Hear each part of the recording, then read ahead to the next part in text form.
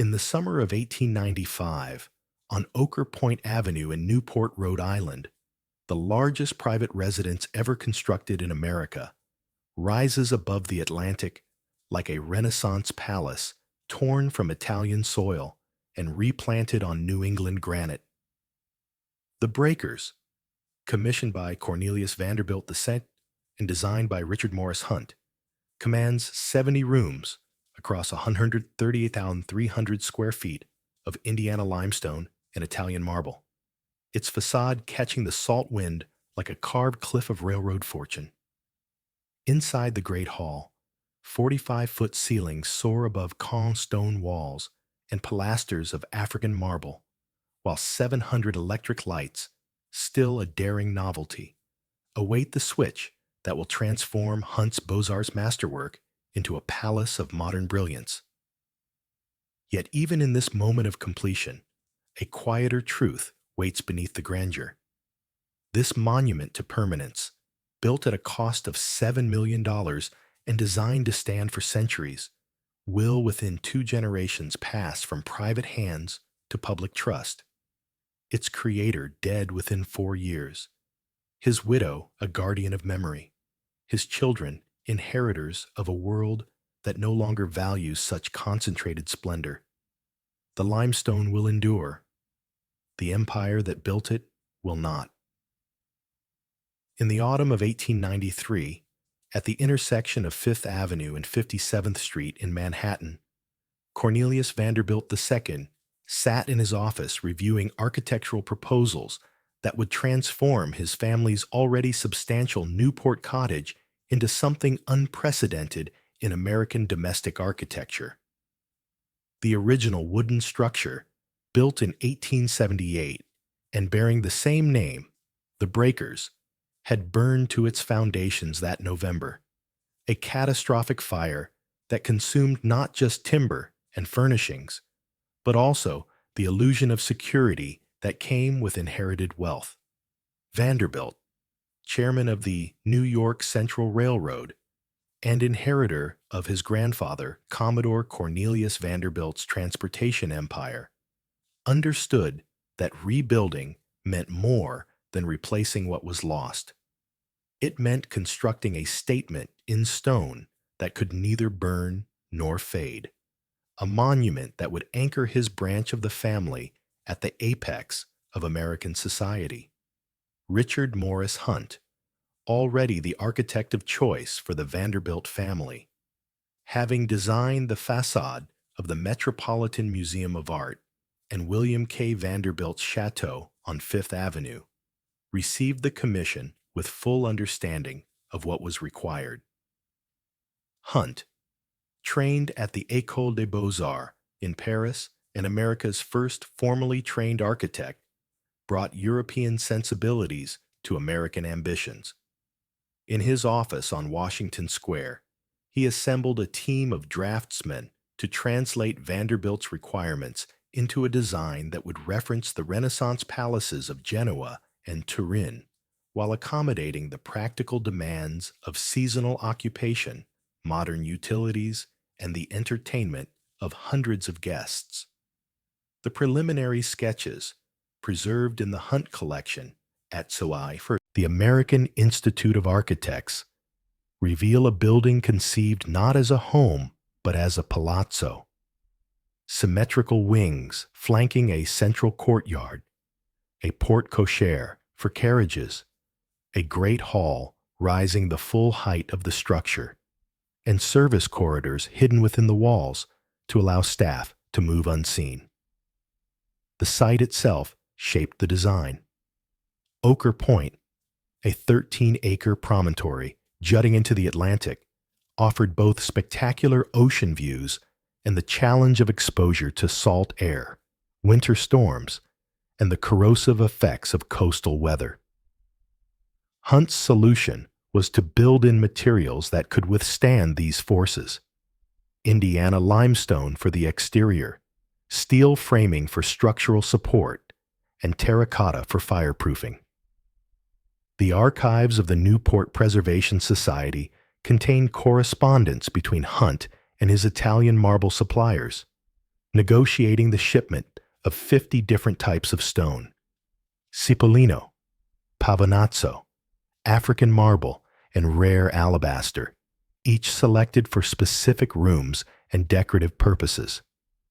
The construction documents specify that every piece of limestone would be numbered, every cornice pre-carved in workshops before shipment, every balustrade fitted and tested before installation.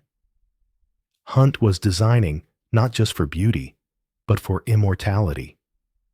The cultural context of this commission cannot be separated from the larger phenomenon of Newport's transformation in the 1890s. What had been a colonial seaport and modest summer retreat for Boston families was becoming, in the words of contemporary observer Ward McAllister, the American Versailles. The cottages, a deliberately modest name for structures that were anything but modest, competed in scale and opulence as the new industrial fortunes sought legitimacy through architectural display. Alva Vanderbilt's marble house, completed in 1892, had set a new standard. Cornelius II, as head of the family and guardian of the Vanderbilt name, understood that his residence must not only match but surpass what his younger brother William's wife had built. The fire that destroyed the original breakers provided an opportunity disguised as a disaster. Yet beneath the competitive display lay a genuine appreciation for craftsmanship.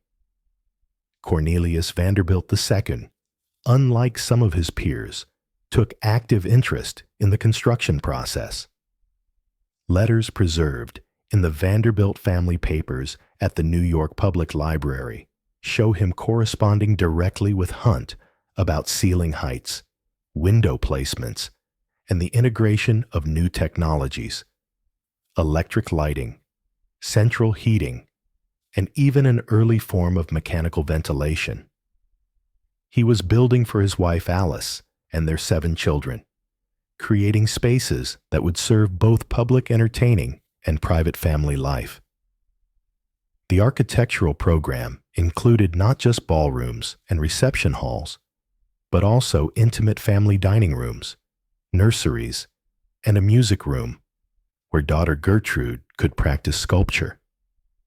Hunt's genius lay in designing a palace that could function as both museum and home. Construction began in earnest in the spring of 1893, with Italian stonecutters and American laborers transforming the rocky promontory into a building site. The process was documented by photographers hired to create a visual record, their glass plate negatives now archived at the Library of Congress and the Newport Historical Society. These images reveal the scale of the undertaking. Derricks lifting limestone blocks, scaffolding rising 4 stories high, teams of craftsmen carving ornament on site. The steel frame went up first, a hidden skeleton that would support the decorative envelope. Then came the limestone cladding, each block cut to precise dimensions and fitted without mortar, a technique called ashlar masonry that created seamless walls. The photographs capture workers in cloth caps and vests, their faces anonymous, but their skill evident in every carved acanthus leaf and polished column. The sensory experience of the construction site must have been overwhelming. The sound of hammers striking chisels, the rasp of saws cutting stone, the shouts of foremen coordinating crews, all echoing across the Atlantic wind. The smell of limestone dust mingling with salt air, the gritty texture of stone chips underfoot, the sharp contrast between the raw building materials and the manicured lawns of neighboring estates. In warm months, Italian workers sang as they carved, their voices carrying across the property. In winter, when work paused, the half-finished structure stood exposed to storms, its steel bones visible through unfinished walls. Hunt visited frequently from New York, reviewing progress and making adjustments. His health was already failing. He would die in 1895, just as the breakers neared completion. But he pushed forward with the obsessive attention to detail that characterized all his work. By the summer of 1894, the exterior shell was substantially complete. Contemporary newspaper accounts, particularly the Newport Mercury, described the structure as the largest and most costly dwelling ever constructed in the United States for purely residential purposes. The statistics were indeed staggering. 70 rooms arranged across 5 floors, including a full basement level for mechanicals and storage.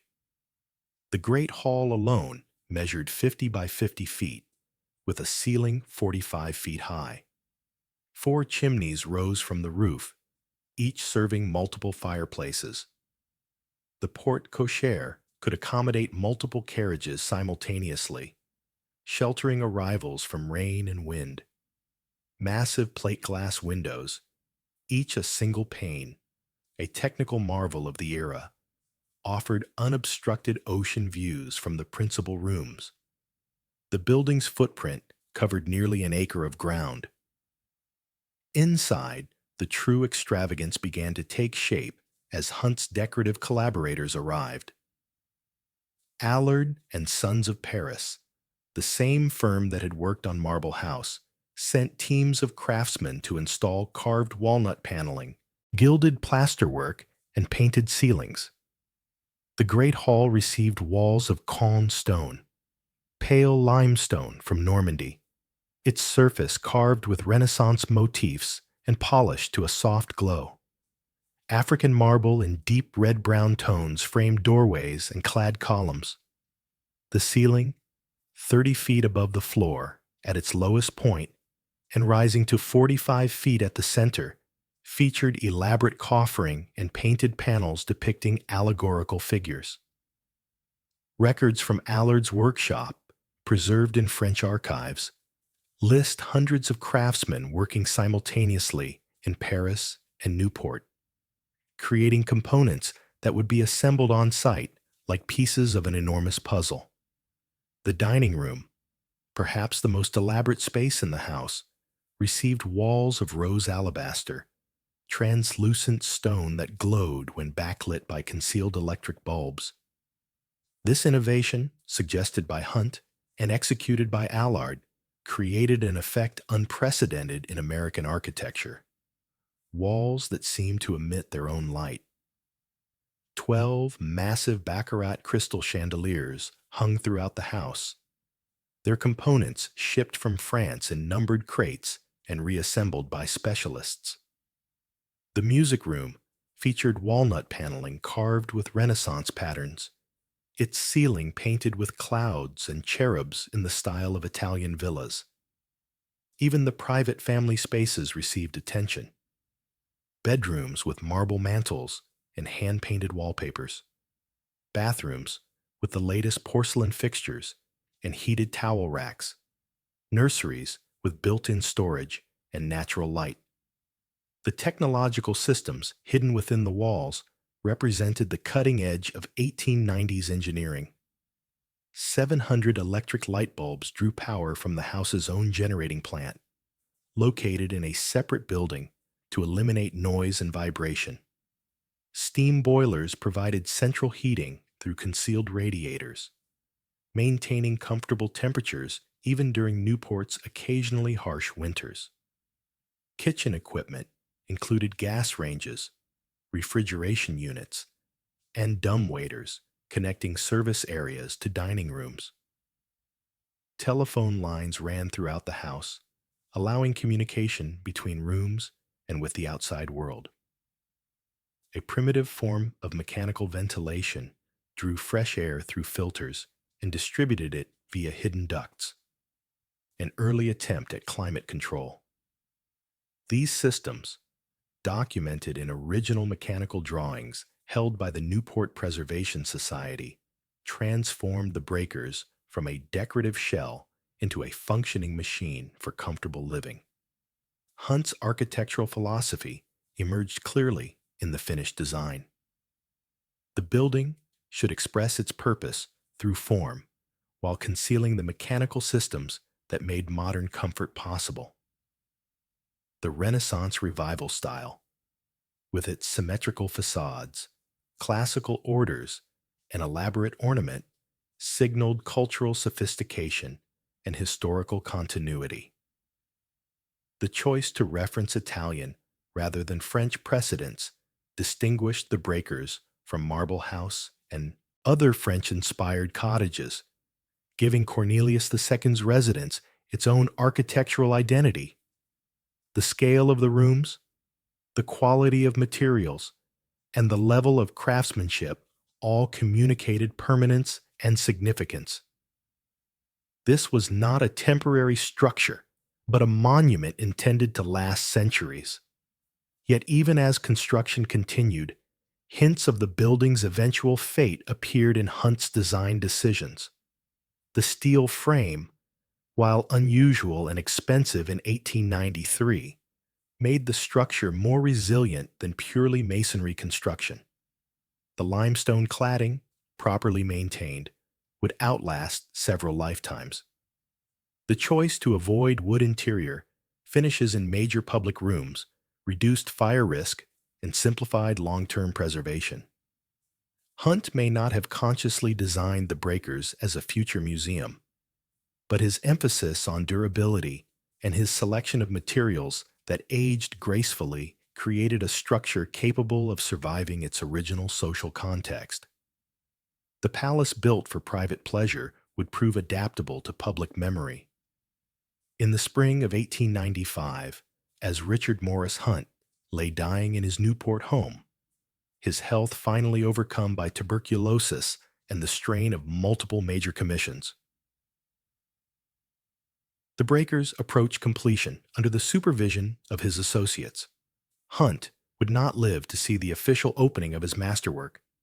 He died on July 31st, 1895, at age 67, leaving behind a legacy that included not just the breakers, but also the base of the Statue of Liberty, the facade of the Metropolitan Museum of Art, and Biltmore Estate in North Carolina.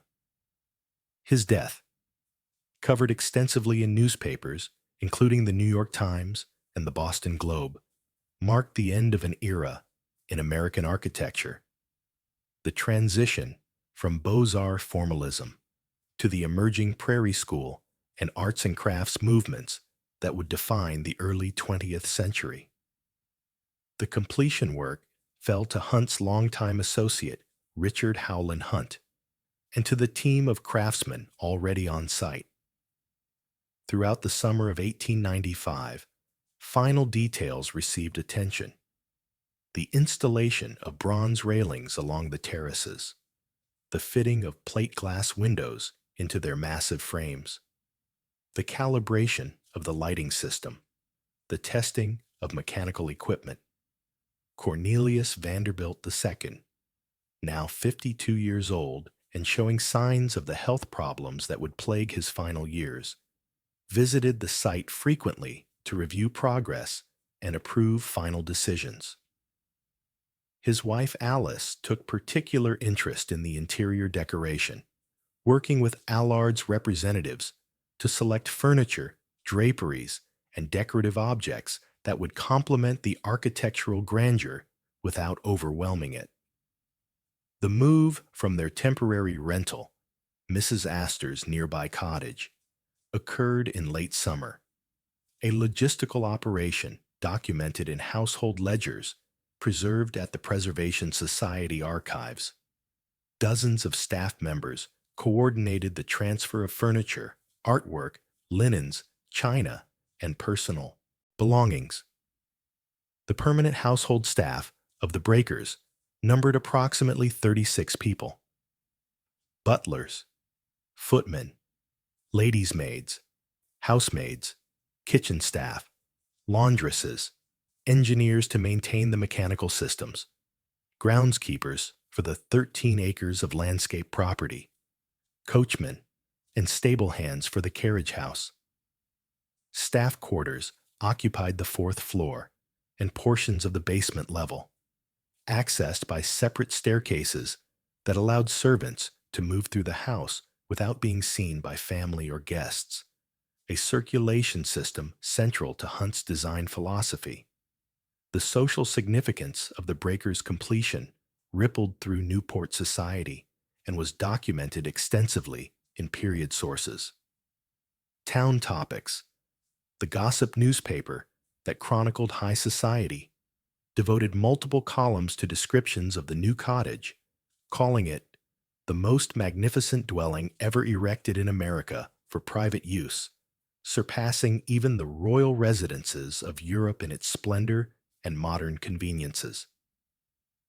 The New York Herald published detailed architectural descriptions, noting that every surface has received the attention of master craftsmen, from the carved ceilings 40 feet overhead to the mosaic floors underfoot. These accounts, while often breathless in their admiration, captured an important truth. The breakers represented the apex of Gilded Age domestic architecture, the point where wealth, ambition, technology, and artistic skill converged to create something unprecedented.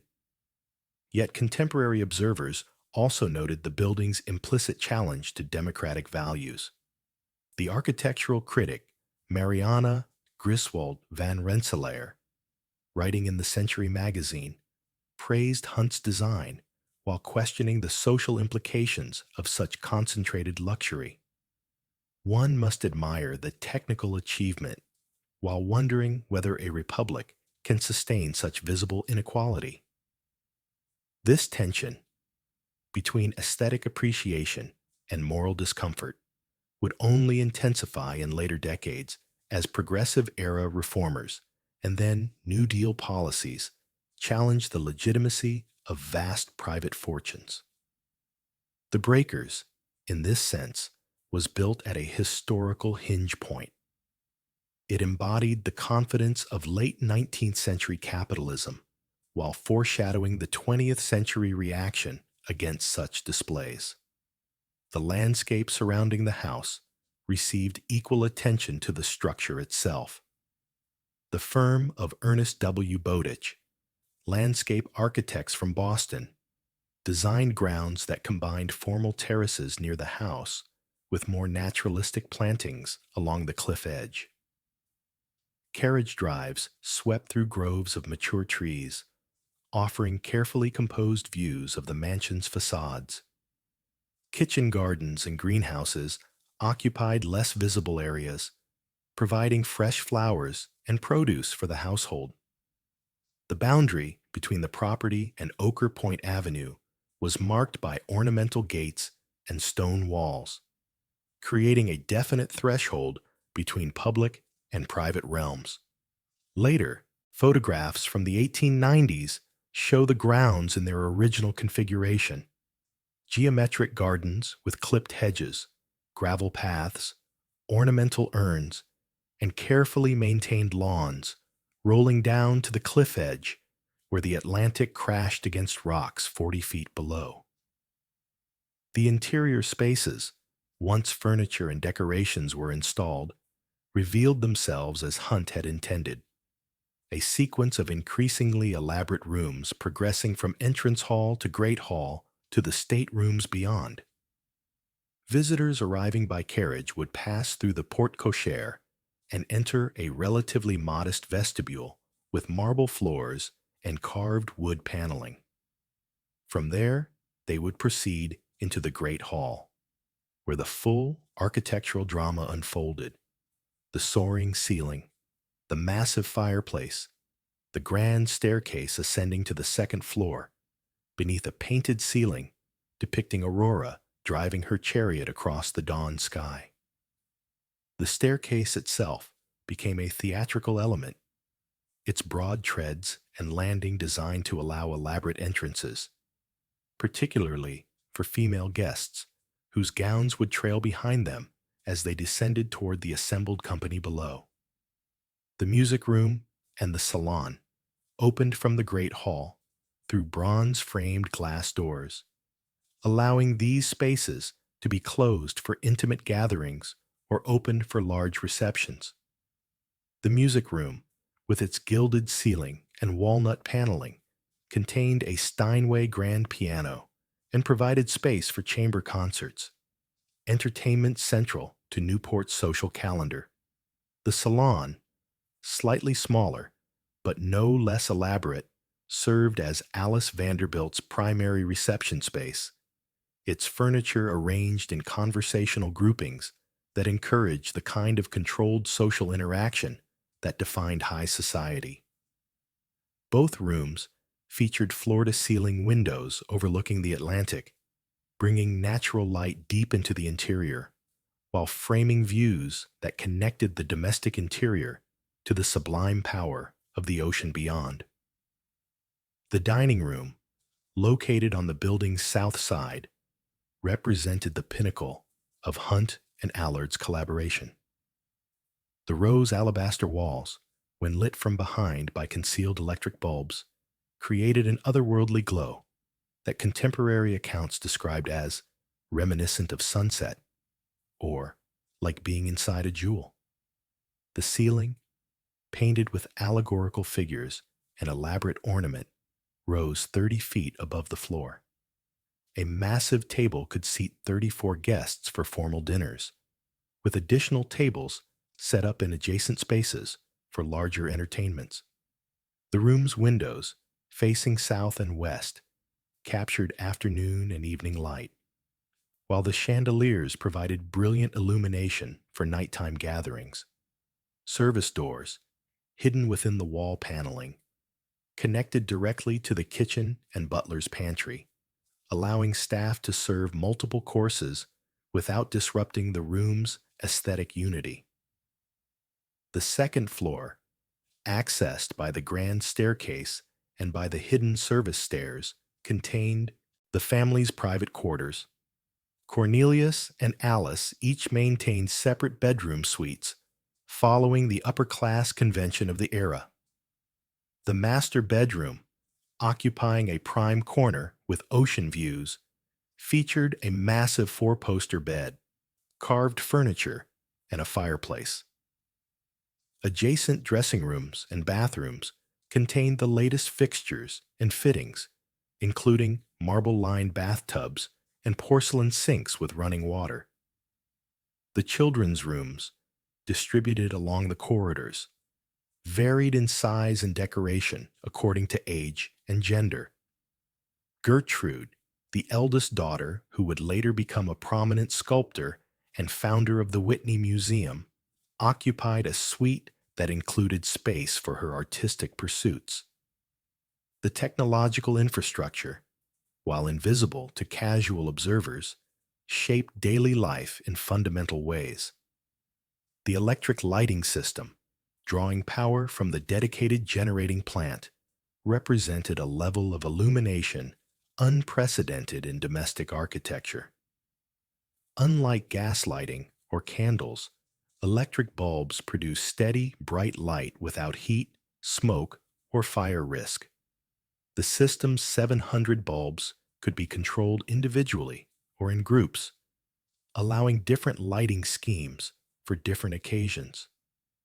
The central heating system, using steam radiators concealed behind decorative grills, maintained comfortable temperatures throughout the cold season without the need for individual room fires, though decorative fireplaces remained in principal rooms for their aesthetic and symbolic value. The kitchen and service areas, occupying much of the basement level and portions of the ground floor, constituted a separate world of labor supporting the visible splendor above.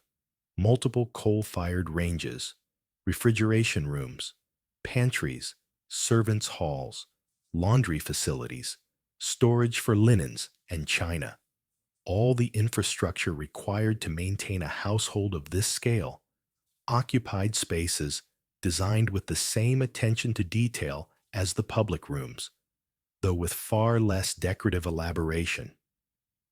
Servants' corridors ran parallel to main corridors, allowing staff to move between floors and rooms without being seen. The division between front of house and back of house was absolute, maintained by architectural design as much as by social convention. As the summer season of 1895 opened, the Breakers took its place at the center of Newport social life. The first major entertainment, a ball for 400 guests, occurred in August, documented in newspaper society pages and in letters preserved in various family archives. Guests arriving in carriages or by the new electric streetcar that ran along Bellevue Avenue would have seen the mansion brilliantly lit, its windows glowing like a lantern against the dark Atlantic. Inside, they would have experienced the full sensory assault of Gilded Age entertaining. The visual splendor of gilded surfaces and marble columns, the sound of a full orchestra playing in the ballroom, the smell of hothouse, flowers arranged in massive displays, the taste of elaborate French cuisine prepared by a staff of professional chefs, the tactile luxury of silk and velvet furnishings. This was theater as much as hospitality, a carefully orchestrated performance in which the house itself was both stage and scenery. Yet even in these early years, careful observers noted contradictions. The formality of the architecture and decoration seemed at odds with the relatively informal lifestyle of the Vanderbilts themselves. Cornelius II, unlike some of his peers, preferred quiet evenings with family to elaborate social events. Alice, while dutiful in her role as hostess, focused more attention on her children and on philanthropic work than on social climbing. The house, in some sense, exceeded their needs, built not for their comfort, but for their position, not to please them, but to impress others. This gap between architectural ambition and human reality would only widen in the years ahead. The question of what the Breakers cost to build has occupied historians and architectural scholars for over a century, with figures varying depending on what categories of expense are included in the calculation. The most commonly cited figure, $7 million for construction and decoration, appears in contemporary newspaper accounts and in later histories, but this represents only direct building costs.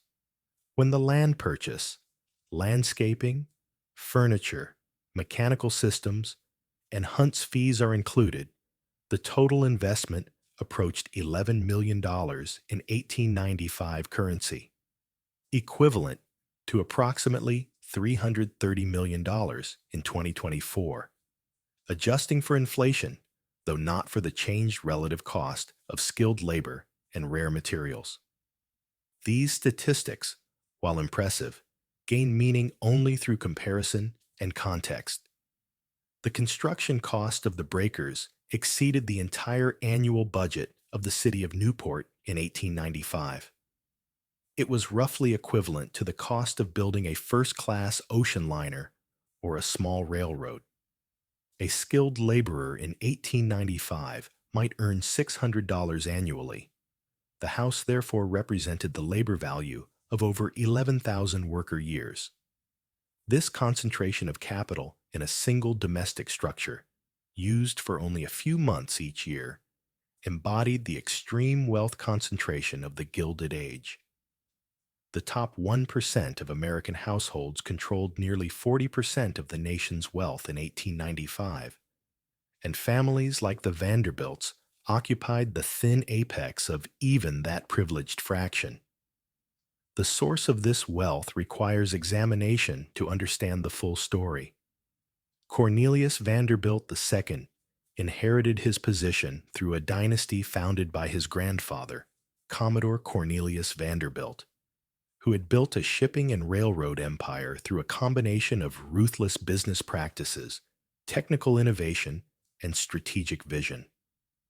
The Commodore, who died in 1877, left the bulk of his $95 million fortune to Cornelius, second E's father, William Henry Vanderbilt, who doubled it before his own death in 1885. Cornelius II and his brothers inherited this multiplied fortune, with Cornelius receiving control of the New York Central Railroad and associated holdings. The dividends and income from these investments generated the cash flow that funded the breakers and supported the family's lifestyle. The moral implications of this wealth were debated even in the 1890s, long before progressive era reforms and labor movements gained political power. The railroad industry, in particular, faced criticism for monopolistic practices, exploitation of workers, and manipulation of stock prices.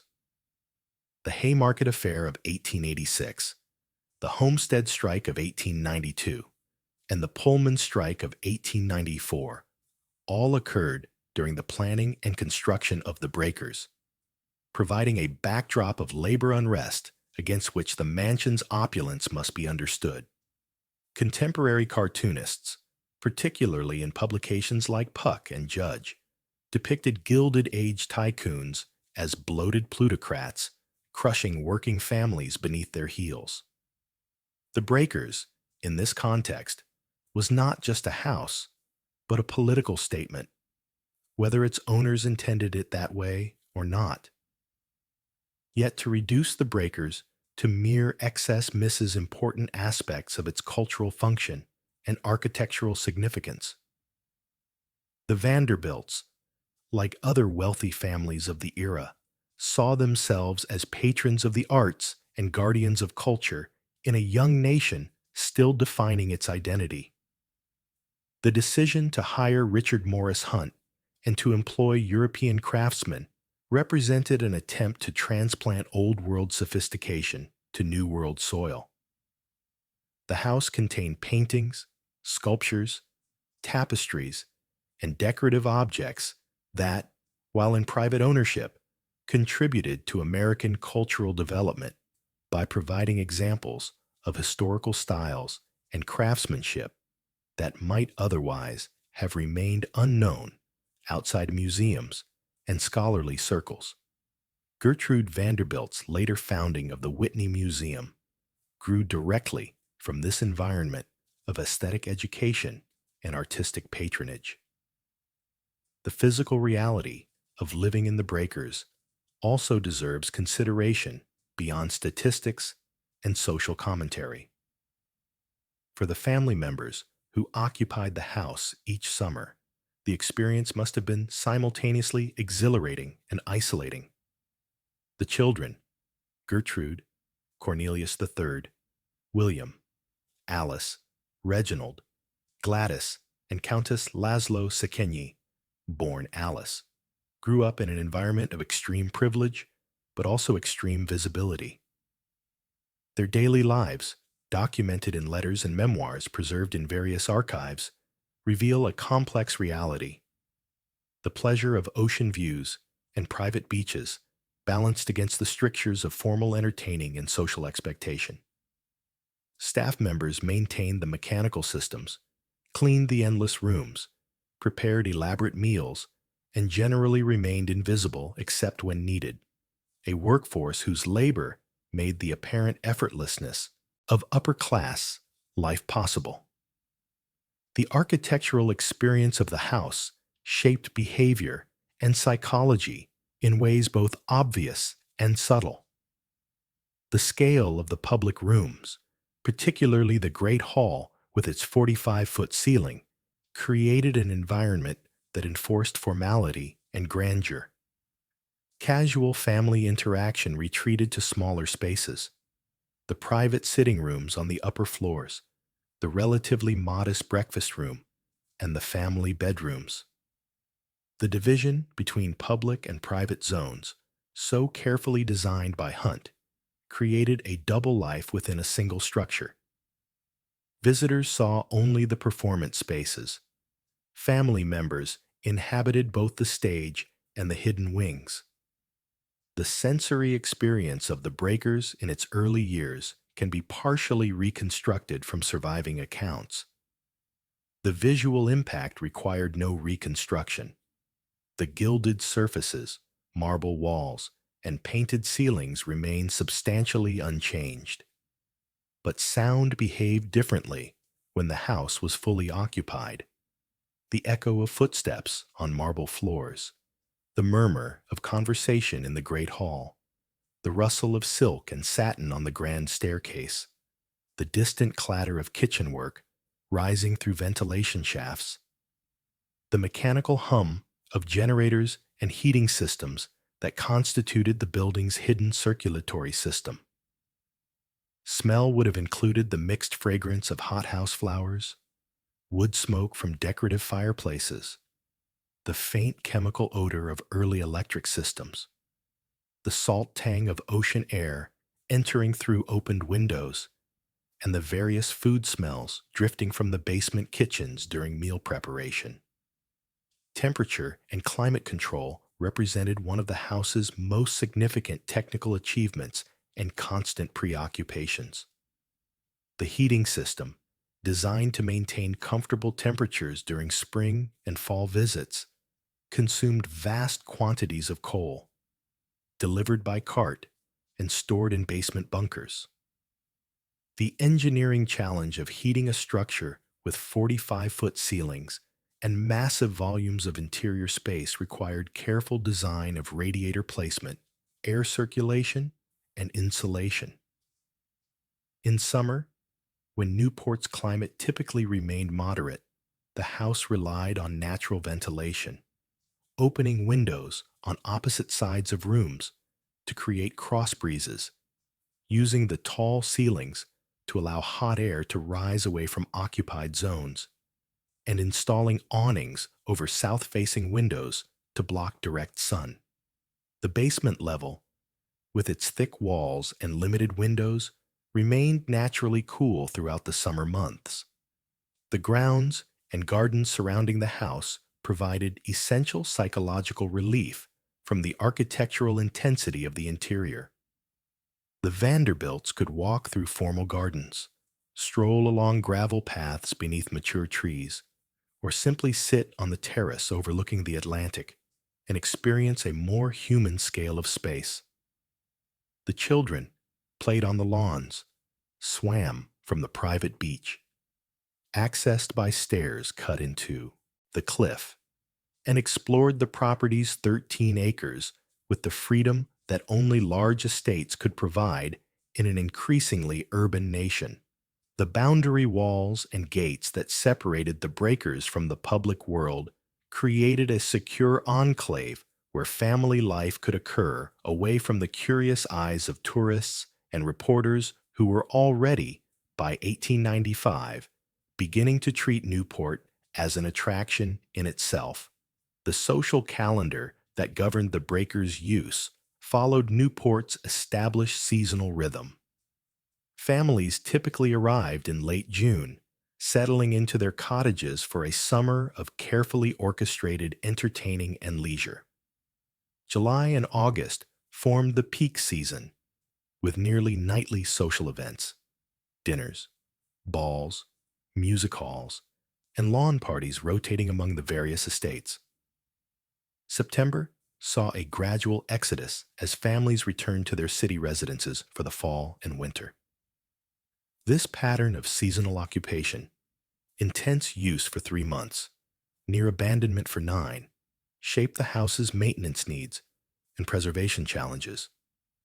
Staff remained year-round to clean, repair, heat, minimally, and guard the property. But the great rooms stood empty and silent for most of each year. The relationship between the breakers and the town of Newport involved both economic benefit and social tension. The cottage season brought employment for local residents, construction workers during building phases, service workers during occupation, and merchants who supplied the elaborate lifestyle. But it also created resentment. Local working families, occupying modest homes and earning wages that seemed insignificant compared to the fortunes on display, could hardly avoid noticing the disparity. The cottages lined Bellevue Avenue and Ochre Point like a barrier between two different Americas, one of unlimited wealth and leisure, the other of constant labor and careful economy.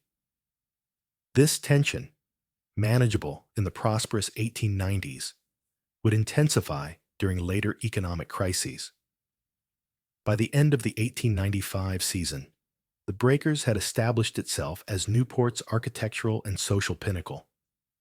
Richard Morris Hunt's death in July meant that his final masterwork would have to speak for itself, without the benefit of his explanations or refinements.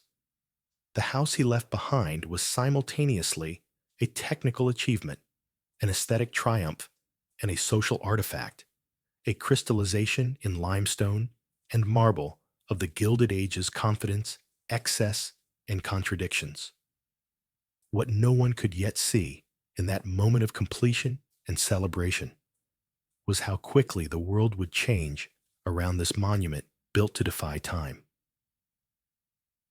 The summer of 1896 marked the Breakers' first full season as the acknowledged center of Newport society, and the patterns established that year would define the cottage's role for the next 2 decades.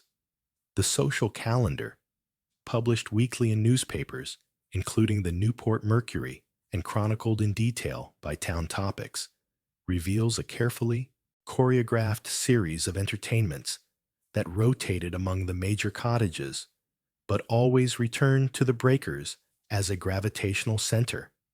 Alva Vanderbilt, now fully established as one of Newport's leading hostesses, orchestrated dinners for 30 or 40 guests, music halls featuring professional performers brought from New York, and at least 2 major balls each season.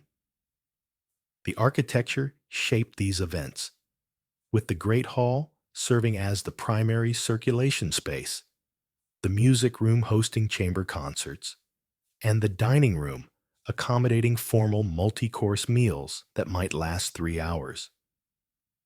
The spatial choreography of these entertainments reveals much about Gilded Age social structure.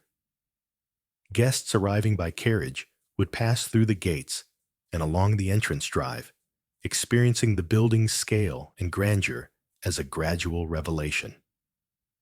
Footmen would open carriage doors and assist passengers. Other servants would take wraps and direct guests through the entrance vestibule into the Great Hall. Here, the assembled company would gather before dinner, with the most prominent guests positioned near the fireplace or on the grand staircase landing. When dinner was announced, couples would process into the dining room in strict order of social precedence, a hierarchy known to everyone present and reinforced by the architectural procession from hall to dining space. Seating followed equally rigid rules, with place cards ensuring that rank, compatibility, and social strategy all found expression in who sat beside whom. The menus for these dinners, preserved in various family archives and society publications, document a cuisine that combined French haute cuisine techniques with ingredients sourced from around the world. A typical formal dinner might include 12 courses: oysters, soup, fish, entree, sorbet to cleanse the palate, roast, salad, cheese, dessert, fruit, coffee, and liqueurs. Each course required specific wines, served by footmen who had been trained in the precise protocols of wine service. The kitchen staff, working in the basement level, prepared these elaborate meals using equipment that was advanced for its time, but still fundamentally dependent on skilled human labor. Refrigeration kept ingredients fresh. Gas ranges provided reliable heat, but the actual cooking required the expertise of trained chefs who had typically apprenticed in European hotels and restaurants. Contemporary accounts of these entertainments, while often breathless in their admiration, occasionally revealed the strain beneath the glittering surface. Ward McAllister, the social arbiter who coined the term the 400 to describe New York's social elite, wrote in his memoir that Newport entertaining had become an exhausting competition where hostesses felt compelled to exceed their own previous magnificence. The architectural settings, like the breakers, both enabled and demanded this escalation. The scale of the rooms, the quality of the finishes, and the visibility of the expenditure created expectations that could only be met through continuous effort and expense. The house was not just a stage, but an active participant in the social drama, its presence demanding performances worthy of its grandeur. The daily routine of the Vanderbilt family, when not engaged in formal entertaining, followed patterns documented in letters and household records. Breakfast was served in the private family breakfast room on the second floor, a relatively modest space compared to the staterooms below. Mid-morning might involve walks on the grounds, reading in the library, or correspondence in private sitting rooms. Lunch was typically informal, sometimes served on the terrace when weather permitted. Afternoons brought social calls, the formal visiting ritual, where women would travel by carriage to other cottages for brief, carefully timed visits. Late afternoon might involve lawn tennis, swimming from the private beach, or simply sitting on the terrace watching the ocean. Dinner, whether en famille or with guests, occupied the early evening. Later evening hours might involve reading, music, or quiet conversation. The children's experience of the breakers provides a different perspective on the house's social meaning. Gertrude, the eldest, reached adulthood during the cottage's first years and began to occupy an independent social position.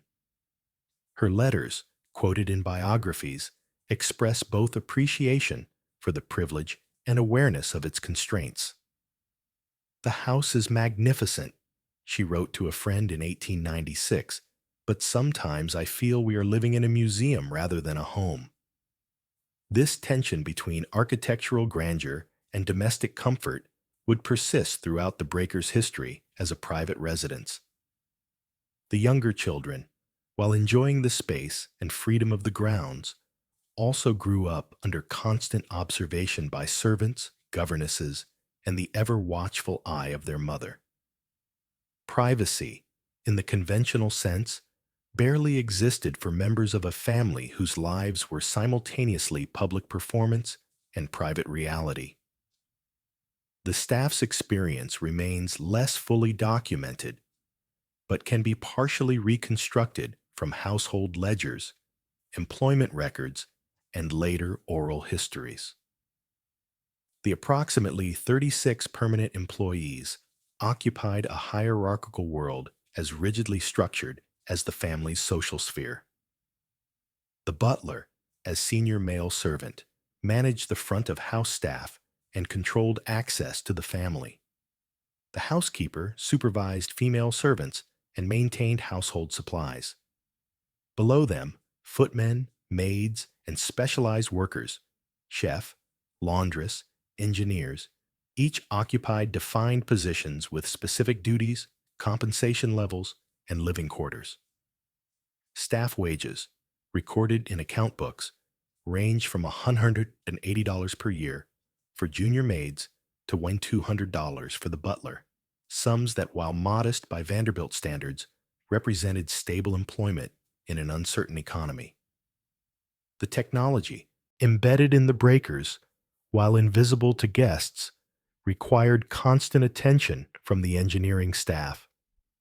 The electrical system, still relatively new in 1896, needed daily monitoring, checking the generators, replacing burned-out bulbs, and managing the distribution of power through the house's circuits. The heating system demanded careful operation during spring and fall. Monitoring steam pressure, adjusting radiators, and ensuring adequate coal supply. The plumbing system, while advanced for its time, required regular maintenance, clearing drains, checking for leaks, and maintaining water pressure. These technical demands transformed the breakers from a passive structure into an active mechanical system requiring skilled operation, a hybrid of building and machine. In September 1896, tragedy struck with an abruptness that would reshape the breaker's meaning for the Vanderbilt family. Cornelius II, still only 53 years old, suffered a severe stroke while at the cottage, leaving him partially paralyzed and ending his active career at the helm of the New York Central Railroad. The medical crisis, documented in family letters and newspaper reports, transformed the house from a showplace for social triumph into a setting for decline and convalescence. Doctors were summoned from New York. Specialist nurses took up residence, and the grand social calendar halted abruptly as the family focused on the chairman's recovery.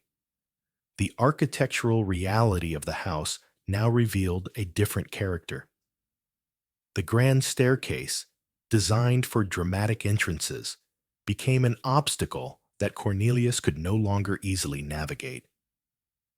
The vast scale of the public rooms, once impressive, now felt impractical for an invalid requiring proximity to medical staff. The second-floor master bedroom, while comfortable, lacked the ground-floor accessibility that would have simplified care. The family adapted by converting a first-floor room into a temporary bedroom suite, installing medical equipment, and restricting access to the ground floor to family and medical personnel.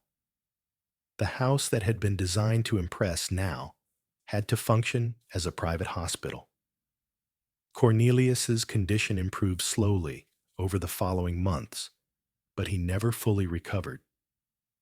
Letters from Alice to family members, preserved in the Vanderbilt archives, describe a man diminished from his former vigor, able to walk with assistance, to handle light business correspondence, but no longer capable of the intense work that had defined his life. The railroad chairmanship passed to other hands. The daily commute to the New York Central offices ended, and the seasonal rhythm of movement between New York, Newport, and occasional European travel simplified to gentle occupation of the breakers and the New York townhouse. The stroke transformed both the man and his relationship to the palace he had built. The social implications rippled outward through Newport society and the broader Vanderbilt family network. Alice, thrust into the role of primary decision-maker, managed both her husband's care and the family's financial affairs with a competence that would define her later decades. She continued to host selected entertainments at the breakers, maintaining the family's social position while adapting the scale and frequency to their changed circumstances. Younger Vanderbilts, William K. Vanderbilt, Cornelius's brother, and their various cousins, became more prominent in Newport's social hierarchy. The competition for architectural supremacy, which had driven the building boom of the early 1890s, began to seem less urgent as the human cost of such ambition became visible. The next 3 summers followed a muted pattern. The family arrived in June, occupied the house quietly through September, and returned to New York in the fall. Cornelius, when able, sat on the terrace overlooking the ocean, a shawl across his lap, watching the Atlantic roll against the cliff. Alice managed the household, supervised the children's activities, and maintained the social connections that protected the family's status. The servants continued their routines, cleaning, maintaining, operating the mechanical systems, preparing meals, and generally ensuring that the breakers functioned smoothly despite its diminished animation. The house itself, barely 5 years old, remained in excellent condition, a benefit of Hunt's insistence on quality materials and construction methods. The broader context of American society during these years shaped the breakers' meaning in ways that would only become clear in retrospect. The Spanish-American War of 1898 marked America's emergence as a global power, with implications for the economic and social systems that supported Gilded Age wealth.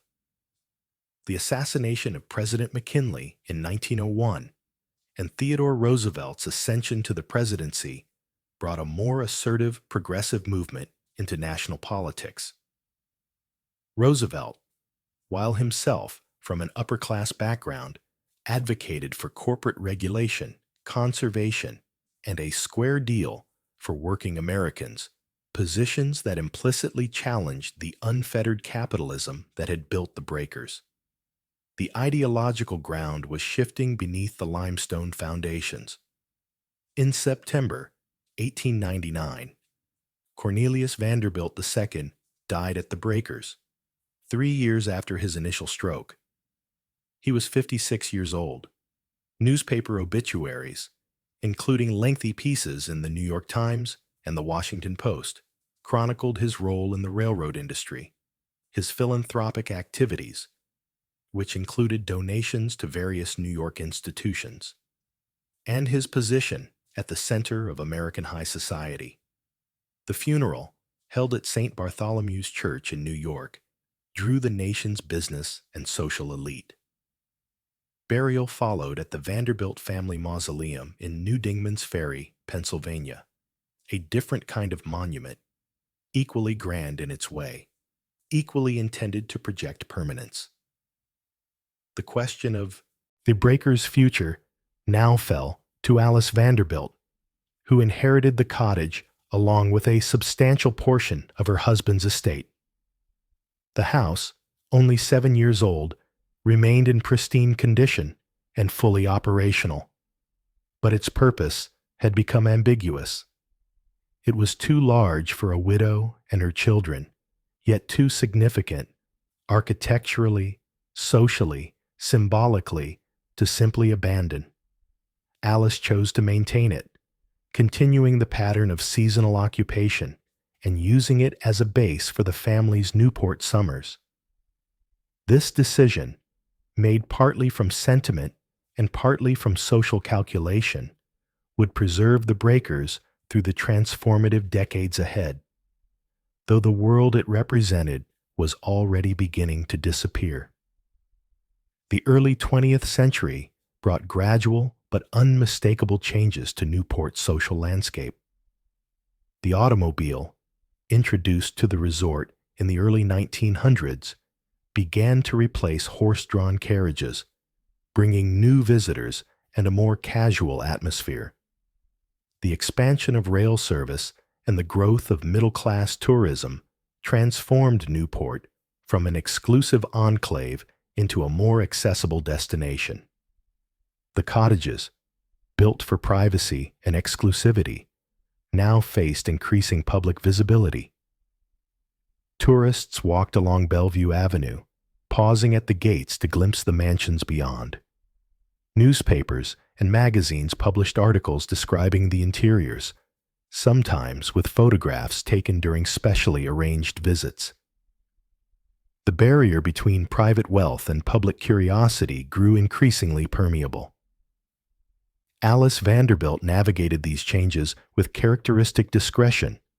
She maintained the breakers as a private residence while allowing occasional access for serious architectural scholars and approved publications. She continued to entertain, though less lavishly than in the cottage's first years.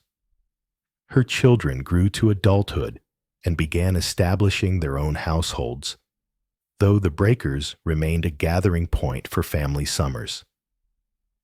Gertrude married Harry Payne Whitney in 1896 and became increasingly focused on her sculpture and arts patronage. Cornelius III eventually assumed control of the New York Central Railroad, maintaining the family's business dynasty. The younger children married into prominent families, dispersing the Vanderbilt legacy while maintaining its social position. The First World War, though fought on distant continents, marked a turning point for the Breakers and the world it represented.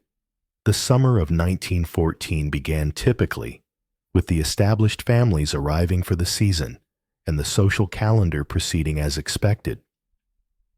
But news of war in Europe, arriving in August, introduced a new seriousness to gatherings that had previously focused on pleasure and competition. Many of the men who summered in Newport, particularly those with business interests in European markets, faced immediate concerns about shipping, banking, and international trade.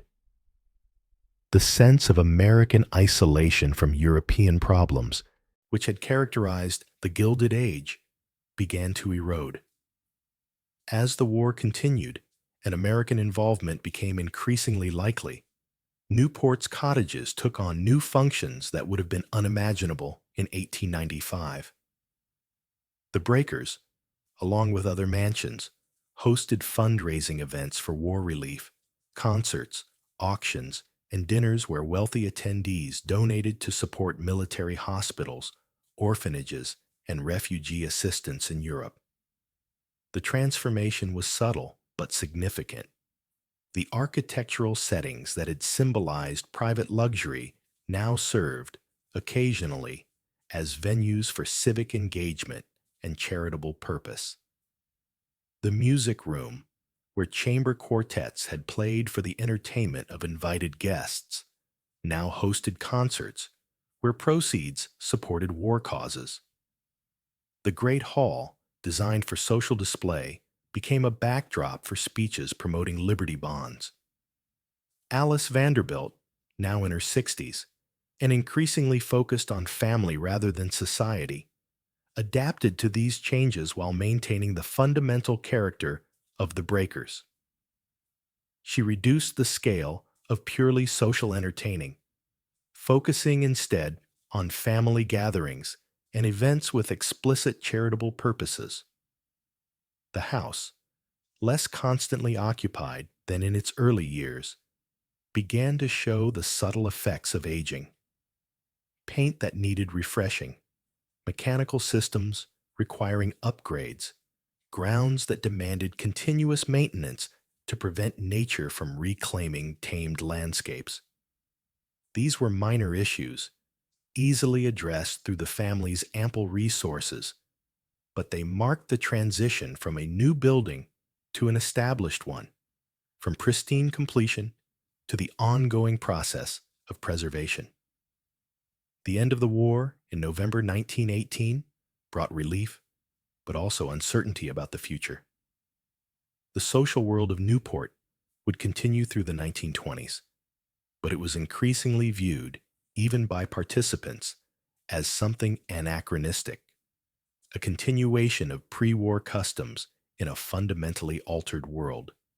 The Russian Revolution and the fall of European monarchies provided stark examples of how quickly established orders could collapse. The ratification of the 16th Amendment in 1913, establishing federal income tax, and later increases in tax rates began to erode the financial foundations that supported houses like the Breakers. The very wealthy remained wealthy, but the unlimited disposable income of the Gilded Age gradually contracted under the pressure of taxation and changing economic conditions. The 1920s brought a different social energy to Newport, documented in newspapers and magazines that now covered the resort with a mixture of fascination and irony. The cottages remained occupied, but increasingly by a younger generation with different values and interests. Jazz music replaced chamber orchestras at some parties. Casual dress became more acceptable, even at formal events. The automobile accelerated social mixing, allowing guests to move easily between multiple venues in a single evening. The rigid protocols of earlier decades, the calling cards, the precise hierarchies, the elaborate dinner rituals began to seem quaint rather than essential. The Breakers, with its 45-foot ceilings and rose alabaster walls, represented a grandeur that was increasingly admired as historical rather than contemporary. Alice Vanderbilt adapted to these changes with the flexibility that had characterized her response to earlier crises. She welcomed grandchildren to the Breakers during summer months, allowing them to experience the house not as a monument, but as a place for family gathering. The formal entertaining decreased. The intimate use of the property increased. Rooms that had been opened for lavish parties now remained closed except during major family events. The staff, while still substantial, was reduced from its original size as economies became necessary and the full-scale operation of the house seemed less essential. The mechanical systems, now 25 years old, required upgrading. The electrical system was rewired to handle increased loads. The heating system received maintenance that extended its operational life. And plumbing was updated to reflect improvements in fixtures and drainage. The grounds, originally designed by Ernest Bowditch in the formal style of the 1890s, gradually evolved toward a slightly less manicured aesthetic. The kitchen gardens were reduced as it became easier to purchase produce locally than to maintain full greenhouse operations. Some of the more elaborate floral displays, which had required constant attention from multiple gardeners, were simplified. The essential character remained: carefully maintained lawns, the cliff edge walk, mature trees providing shade, the formal terrace overlooking the Atlantic. But the intensive labor that had produced Gilded Age perfection relaxed into a more sustainable maintenance regime. This transition, while subtle, marked a broader cultural shift from elaborate display toward more practical approaches to property management. The stock market crash of October 1929 and the subsequent depression brought these gradual changes into sharp focus. While the Vanderbilt fortune remained substantial, the broader economic collapse affected even wealthy families through the deterioration of asset values, the contraction of income from investments, and the increased tax burden as government sought revenue to fund relief programs. More significantly, the Depression transformed the political and cultural context in which vast private wealth existed. The visible contrast between unemployment lines and Newport mansions became a source of political tension and moral questioning. The Breakers, along with other cottages, began to seem not just anachronistic, but almost offensive, a symbol of the economic inequality that many Americans blamed for the national crisis. Alice Vanderbilt, now in her 70s, navigated this new reality with the same discretion she had shown for 3 decades. She continued to spend summers at the Breakers, but reduced the visibility of the family's presence. Fewer large events, more private family time, and a generally lower profile became the strategy. The house itself remained beautifully maintained. The family had resources to continue proper care, but its meaning had shifted. What had been built as a proud statement of arrival now required quiet defense. The architectural grandeur that had once demanded admiration now provoked mixed reactions. Aesthetic appreciation combined with social discomfort, recognition of craftsmanship shadowed by questions about the system that had produced such concentrated wealth. In April 1934, Alice Gwynne Vanderbilt died at her New York townhouse, aged 72. Her death, covered respectfully in newspapers, including the New York Times, marked the end of the breakers' longest and most stable period of continuous family occupation. She had been the cottage's primary occupant and guardian for 35 years, maintaining it through her husband's illness and death, through World War, through the social transformations of the 1920s, and into the Depression that was reshaping American society. Her will divided the substantial Vanderbilt estate among her children, with specific provisions for the breakers. The cottage would pass to her youngest daughter, Gladys, Countess Szechenyi, who would face the question of what to do with a monument built for a vanished world. Gladys Szechenyi, inheriting the breakers in 1934, confronted a practical problem that her mother had deferred. What does one do with a 50-room palace during an economic depression?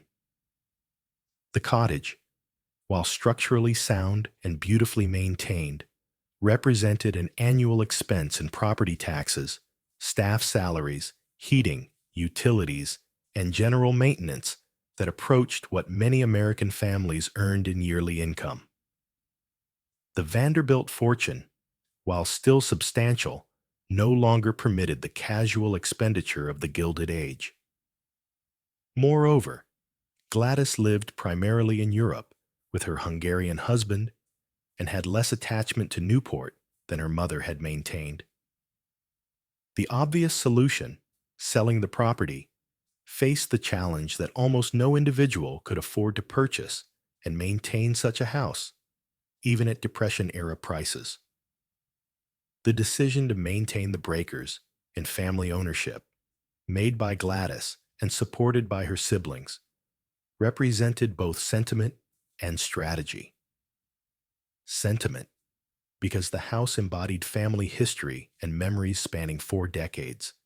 Strategy, because selling might bring less financial benefit than retaining ownership while reducing operating costs. The solution involved reducing staff to a maintenance crew, closing portions of the house except during brief summer visits, and generally operating the breakers as a preserved asset rather than an actively used residence. This pattern, occasional occupation combined with long periods of protective closure, would characterize the property's use for the next 3 decades. The house during these years experienced a kind of suspended animation. The furniture remained in place, covered with dust sheets between uses. The mechanical systems ran on reduced schedules, providing heat sufficient to prevent freeze damage, but not to maintain comfort. The grounds received basic maintenance, mowing, pruning, emergency repairs, but not the intensive care of earlier decades. Photographs from the late 1930s and 1940s show the breakers gradually accumulating the subtle signs of aging: weather staining on limestone facades, overgrown edges where gardens met lawns, paint slightly dulled on trim and shutters. These were not signs of catastrophic decay. The fundamentals remained sound, but rather of a building entering its middle age without the constant attention of youth. The Second World War brought new challenges and new contexts. Newport, with its strategic location and deep harbor, became a significant naval base. The U.S. Navy commandeered some of the smaller cottages for officer housing and administrative functions, though the breakers remained in private hands, too large and specialized to serve practical military purposes. The property's isolation and scale, combined with wartime security concerns, meant it sat largely unoccupied during the war years. Gladys and her family remained in Europe for much of this period, navigating the complexities of having Hungarian aristocratic connections during a world war. The house, guarded by reduced staff and occasionally inspected by Navy security patrols, waited in silence for peace and for a resolution of its uncertain future. The architectural context of mid-20th century America made the breakers an increasingly rare artifact. The Gilded Age mansions that had once lined Fifth Avenue in New York were being demolished at an accelerating pace, their sites redeveloped for apartment buildings and commercial structures. Economic pressure, tax policy, and changing tastes combined to make large private residences impractical in urban settings. Newport, more isolated and less subject to development pressure, preserved more of its cottages simply through geographic accident. But even there, maintenance costs and tax burdens forced some families to sell or abandon properties. The loss of the Mrs. Astor cottage to demolition in the 1920s and other similar demolitions through the 1930s and 1940s provided stark examples of how quickly architectural grandeur could disappear. The cultural context also shifted in ways that affected how the breakers was perceived and valued. The rise of American modernism in architecture, championed by figures like Frank Lloyd Wright and Ludwig Mies van der Rohe, promoted clean lines, functional spaces, and rejection of historical ornament, an aesthetic philosophy fundamentally opposed to the Beaux-Arts historicism that Hunt had practiced. Architectural critics and scholars increasingly dismissed Gilded Age mansions as derivative, excessive, and artistically bankrupt. A 1947 article in Architectural Forum discussing historic preservation priorities dismissed buildings like the breakers as expensive copies of European originals, lacking authentic creative vision. This critical disdain, combined with practical obstacles to preservation, meant that saving such structures required active advocacy against prevailing cultural currents. Yet even as professional opinion dismissed Gilded Age architecture, popular fascination with the era grew. The 1940s and 1950s saw increasing interest in Newport's cottages as tourist attractions and historical curiosities. Gladys Secheny, recognizing this interest and seeking to defray costs, began allowing limited guided tours of the breakers' ground floor during summer months. These early tours, managed by a small staff and restricted to selected hours, marked the beginning of the transformation from private residence to public attraction. Visitors paid modest admission fees to walk through the Great Hall, peer into the dining room, and view the music room and salon, experiencing, if only briefly, the architectural grandeur of another era. The second floor, including all private family quarters, remained closed and off-limits. The tours revealed both the house's enduring appeal and the challenges of maintaining it for public access. The floors, designed for gentle use by a few dozen people, now accommodated hundreds of visitors each week. The marble surfaces, while durable, showed wear patterns along routes visitors followed. The mechanical systems, still functional but aging, required constant vigilance to prevent failure. The tension between preservation and access, between maintaining the building as a historical artifact and allowing enough use to generate revenue, would define discussions about the breakers' future for decades ahead. In this period, however, the scale remained manageable. Enough visitors to create income, but not so many as to threaten the structure's integrity.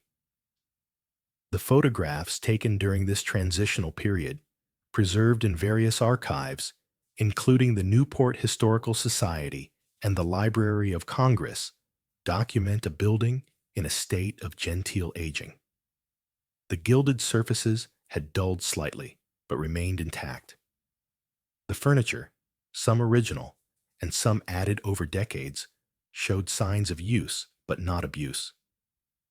The gardens, less intensively maintained than in their early years, had settled into a mature, slightly wild beauty.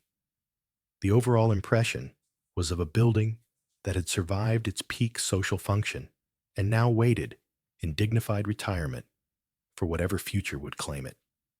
The architecture that Cornelius Vanderbilt II and Richard Morris Hunt had designed to last for centuries was, in fact, proving durable enough to outlive the world that had created it. Chapter 7. Weinarn 104 words. In 1948, a pivotal development occurred that would ultimately determine the breaker's long-term survival. A group of Newport residents, alarmed by the demolition of several cottages and concerned about the loss of the resort's historical character, formed the Preservation Society of Newport County. The founders, including several descendants of Gilded Age families, along with civic leaders and preservationists, recognized that individual families could no longer sustain the massive estates that defined Newport's identity. The Society's mission, as stated in its Articles of Incorporation, aimed to preserve and protect buildings of historic and architectural interest in Newport County, a deliberately broad mandate that could encompass everything from colonial structures to Gilded Age palaces. The early years of the Preservation Society focused on more modest properties and on building organizational capacity. The acquisition of Hunter House, a colonial-era mansion, provided experience in property management, interpretation, and the practical challenges of opening historic buildings to public visitation. But the Society's leadership understood that Newport's most significant architectural assets remained the Gilded Age cottages, and that without intervention, these structures faced demolition or decay. The challenge lay in finding a model that could make preservation economically sustainable. Properties needed to generate enough revenue through admissions, events, and other uses to cover maintenance, insurance, and operational costs, while also funding continued acquisition of threatened buildings. The Breakers, as the largest and most architecturally significant cottage still standing, represented both an opportunity and a challenge. Its scale and grandeur made it the most compelling tourist attraction the Society could obtain. Its condition, though requiring investment, remained fundamentally sound. But its size also meant extraordinary maintenance costs, and its continued occupation by the Sechenyi family complicated any acquisition discussion. The Society approached Gladys carefully, proposing various arrangements that might allow public access while respecting family interests. These early conversations, documented in Preservation Society minutes and correspondence files, established relationships that would eventually lead to a resolution, but not for another 15 years. The 1950s brought a cultural shift that favored historic preservation more broadly. The loss of Pennsylvania Station in New York, demolished in 1963, galvanized architectural historians and the general public around the importance of preserving significant buildings. The National Trust for Historic Preservation, chartered by Congress in 1949, provided institutional support for preservation efforts nationwide. Popular books and magazines began publishing appreciative accounts of Gilded Age architecture, reassessing buildings that had been dismissed a generation earlier. The New York Times architectural critic Ada Louise Huxtable wrote influential articles arguing that structures like the Breakers deserved preservation not despite, but because of their excess. They documented an important historical period and embodied craftsmanship that could no longer be replicated. At the Breakers itself, the gradual toll of time and limited maintenance became more evident. The roof, now over 50 years old, developed leaks that required emergency repairs. The electrical system, last updated in the 1920s, struggled with modern loads and posed fire risks. The heating system, designed in the 1890s, consumed vast quantities of coal while providing inconsistent warmth. The plumbing showed signs of corrosion and blockage. These were not yet catastrophic failures, but they indicated the need for substantial investment to prevent gradual deterioration into serious damage. Gladys Sheshenyi, now in her 70s and with limited resources to dedicate to the property, faced difficult choices about how much to invest in a house that her family used only occasionally. The early 1960s brought resolution to the breaker's uncertain status through a complex arrangement that balanced family interests with preservation goals. In 1963, Gladys Sechenyi leased the breakers to the Preservation Society of Newport County for an initial term of 11 months per year, retaining the right to occupy the third floor for 1 month each summer. This compromise allowed the society to operate the building as a museum while respecting family connection to the property. In 1972, the arrangement formalized further when Gladys sold the property to the society while maintaining a life tenancy on the third floor, an arrangement that would continue until her death in 1968. Her daughter later maintained the family's use rights under similar terms. The transition to museum operation required substantial investment and organizational effort. The Preservation Society hired architectural conservators to assess the building's condition and develop a maintenance plan. The roof received comprehensive repairs, including replacement of deteriorated sections and installation of improved drainage systems. The electrical system underwent complete rewiring, bringing it to modern safety standards while installing concealed conduits and fixtures that minimally impacted historical integrity. The heating system transitioned from coal to oil, then eventually to gas, with updated boilers and distribution systems. New climate control systems maintained temperature and humidity at levels that protected delicate surfaces and furnishings from environmental damage. The preparation for public visitation involved careful planning to protect the building while allowing access. The Preservation Society installed velvet ropes and stanchions to guide visitors through designated routes while preventing contact with fragile surfaces. Trained docents provided tours, interpreting the architecture, decoration, and social history while monitoring visitor behavior. Conservation staff developed maintenance protocols, regular dusting of surfaces, periodic cleaning of gilded elements, monitoring of environmental conditions, and immediate response to any signs of deterioration. Security systems, including alarms and surveillance cameras, protected against theft and vandalism. These measures, while expensive and labor-intensive, created a sustainable model for managing a historic house museum on this scale. The public response exceeded all expectations. Visitors, initially numbering in the tens of thousands annually, quickly grew to hundreds of thousands as word spread about the opportunity to experience Gilded Age splendor.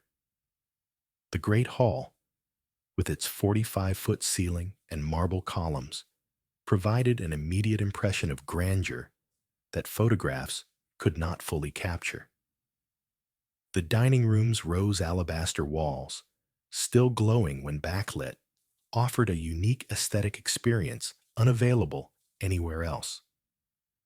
The music room, the salon, the billiard room. Each space revealed the level of craftsmanship and artistic ambition that had characterized the era. Visitors moved through these rooms with a mixture of awe, curiosity, and sometimes discomfort at the extreme wealth the building represented. The interpretation of the breakers as a museum required careful balance between celebrating architectural achievement and acknowledging social inequality.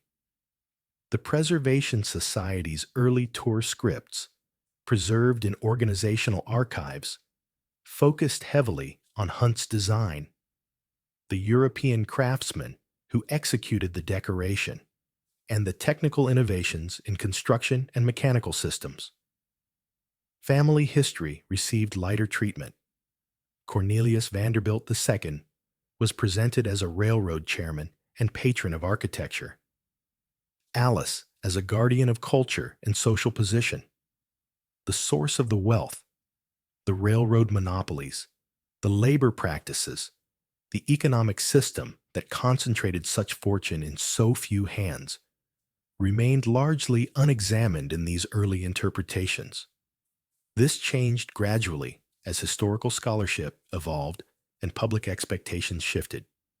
By the 1980s and 1990s, museum interpretation increasingly incorporated social context, labor history, and critical perspectives on wealth inequality. Tour guides began mentioning the servants who maintained the house, the workers who built it, and the economic system that made such concentrated luxury possible. Educational programs for school groups explicitly addressed questions about inequality, asking students to consider how many families could have been housed for the cost of the breakers, or how much food could have been purchased with the money spent on a single ball.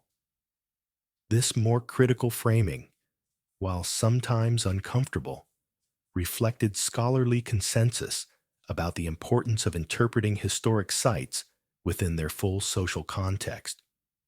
The physical maintenance of the breakers as a museum proved both expensive and technically challenging.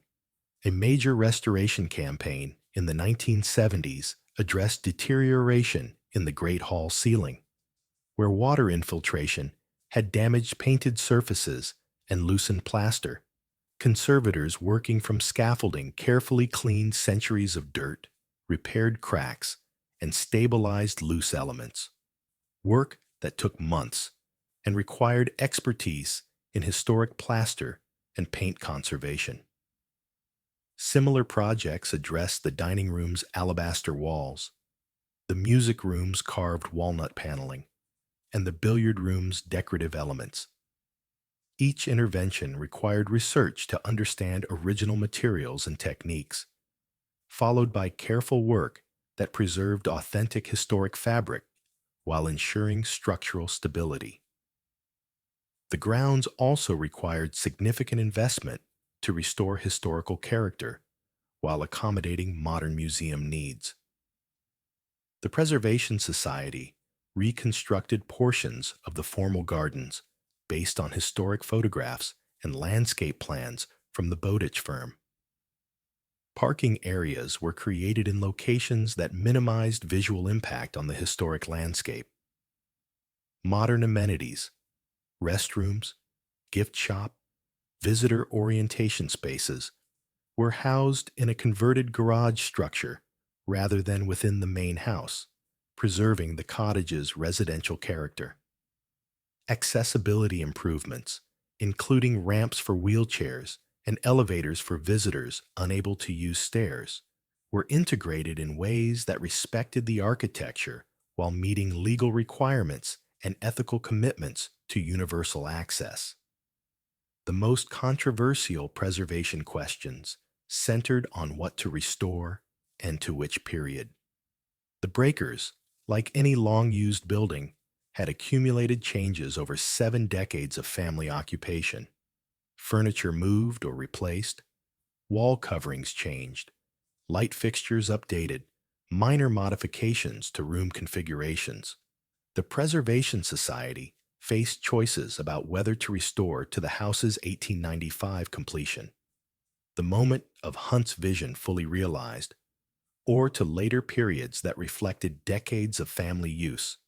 The decision, ultimately, aimed for 1895 as the primary interpretive period while acknowledging later changes that had become part of the building's history. This approach, while imperfect, allowed visitors to experience the architect's original vision while recognizing that buildings evolve over time.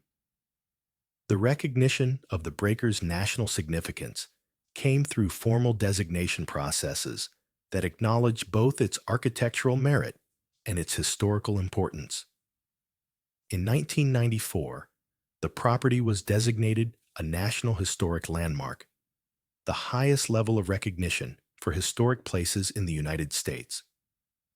The designation, based on a detailed nomination prepared by architectural historians, cited the building as one of the finest examples of Beaux-Arts residential design in America, and as a vivid document of the social and economic conditions of the Gilded Age. This federal recognition brought no direct funding, but provided enhanced protection against federal actions that might harm the property and added prestige that supported fundraising and public awareness campaigns. The economic model for sustaining the breakers gradually became clear through trial and refinement. Admission fees provided the primary revenue source, with approximately 400,000 visitors annually by the 1990s, generating several $1 million in ticket sales, special events, weddings, corporate gatherings, educational programs, offered additional income while requiring careful management to prevent damage to historic fabric.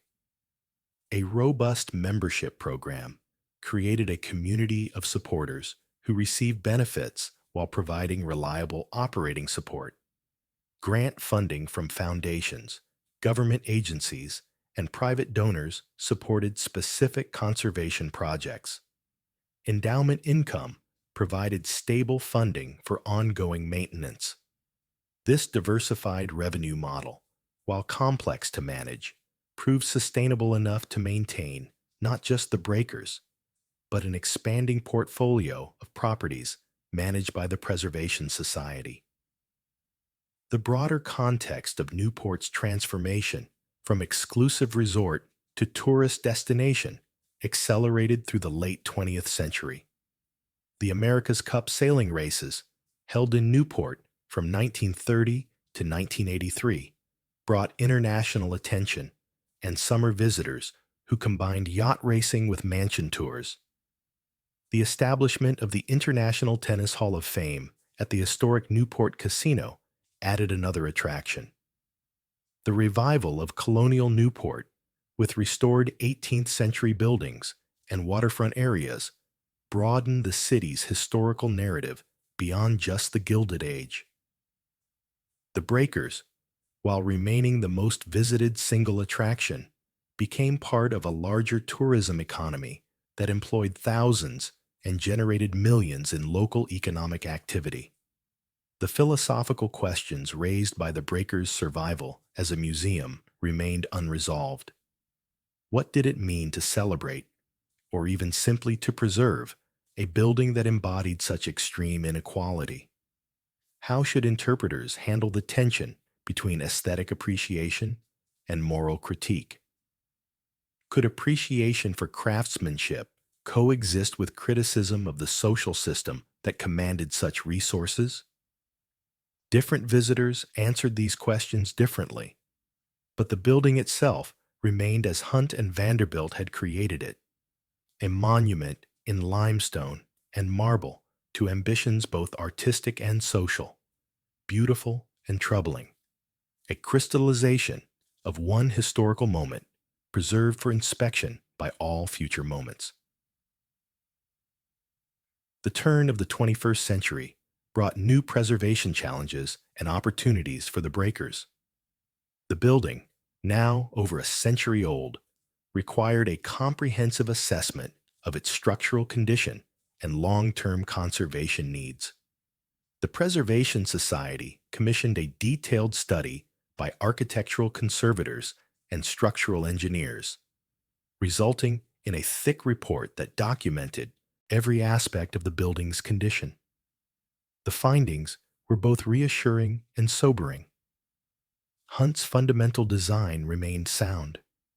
The steel frame showed minimal corrosion. The limestone cladding had weathered well. The basic structural systems functioned properly.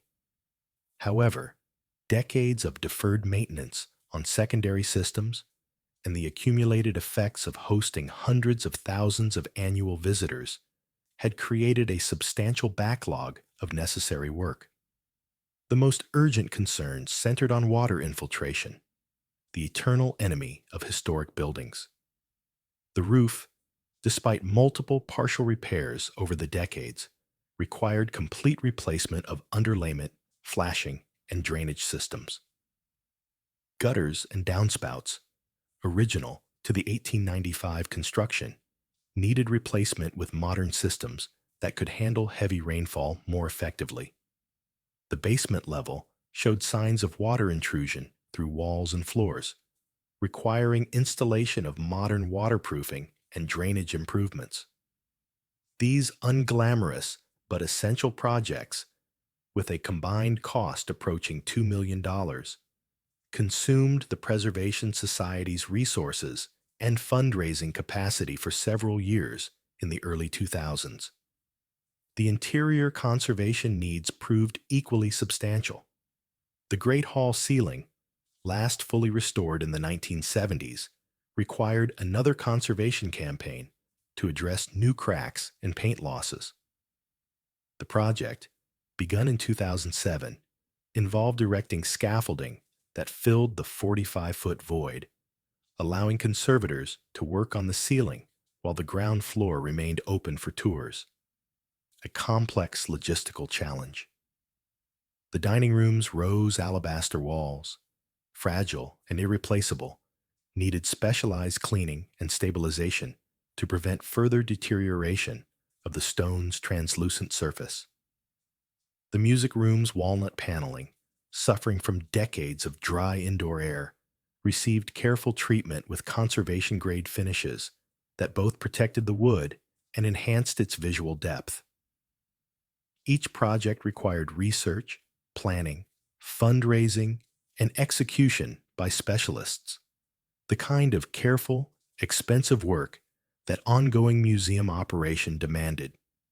The mechanical systems presented a different kind of challenge: how to balance visitor comfort, conservation requirements, and operational costs in a building never designed for mass public access.